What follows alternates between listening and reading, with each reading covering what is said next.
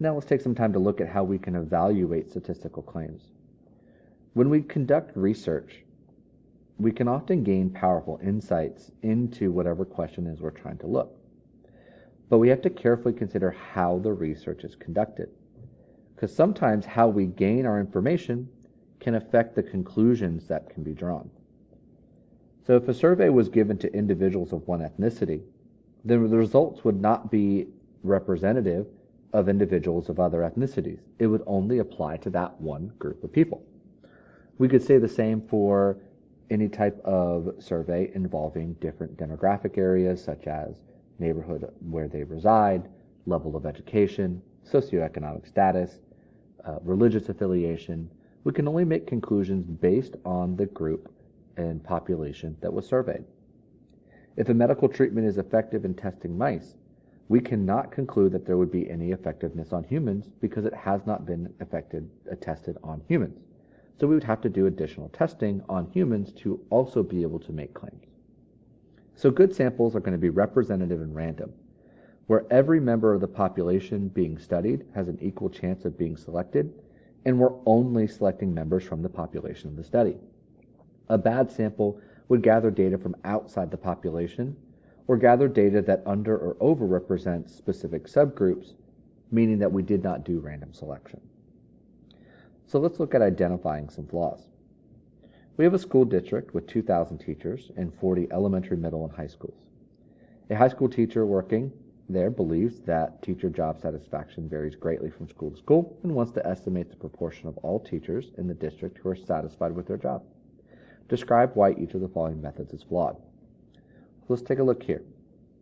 Now we have some varying answers that could be possible, and so this is just some suggestion that we could look at.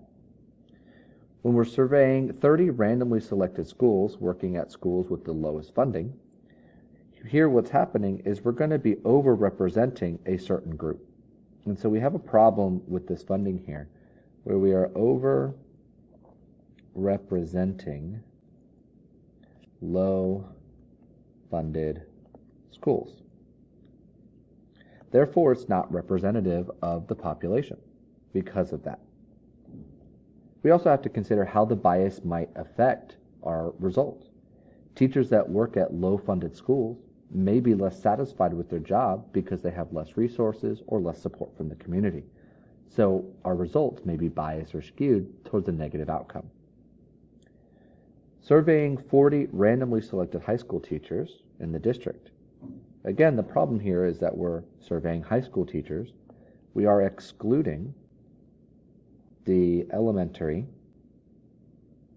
and middle schools.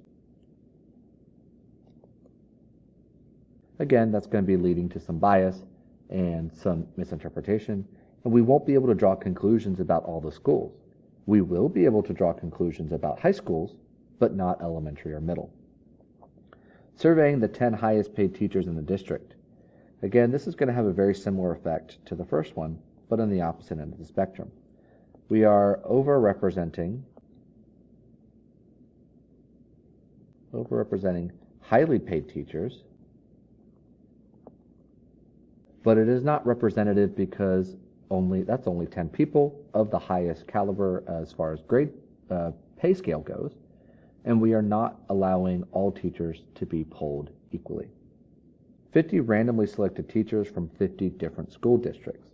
Well, the problem here is that we are polling outside of the population.